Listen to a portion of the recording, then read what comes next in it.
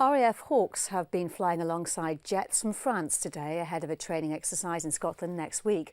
32 different naval units from 8 countries will take part in Exercise Joint Warrior. James Banks reports from RAF Leeming in North Yorkshire. The planning and execution of multinational operations has in recent years become more and more commonplace. After the Defence Review in 2010, an agreement was signed promoting greater cooperation between the British and French military, a relationship that, while still in its infancy, has already been tried and tested. Well, I think the relationship between France and the UK has always been a strong one, but Libya has reminded us how important it is to work in a mutual sense. And actually, if you take away some of the lessons from Libya, we worked tremendously well. I mean, that was a defining moment for that relationship. On Exercise Joint Warrior, the British Hawks and French Alpha jets were combined to act as enemy forces for what is the largest tactically focused exercise in Europe.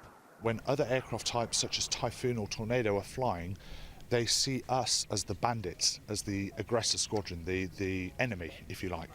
The so-called aggressor pilots who will act as enemy forces all have operational experience. Flight Lieutenant Mike Kendall flew on the first night of operations over Libya. It was a great personal experience. Obviously, there's a load of stress and a load of anguish, before you go into an operation like that. But it was great to be part of. Looking back, and obviously lots of lessons learned to take forward to exercises like Joint Warrior. A huge amount, an awful amount of stuff to take forward, for both nations.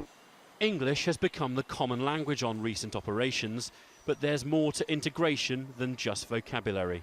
In Afghanistan, in Libya, everybody was talking in English. So we have to continue to work on the English language. But more of that, it's about tactics. We have to make sure that we're going to apply the same tactics. And so we train every day to do that.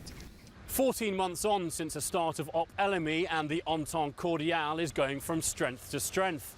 Over the next few weeks, British and French pilots will not only build on lessons learned in the skies above Libya, but also identify better working procedures for future operations.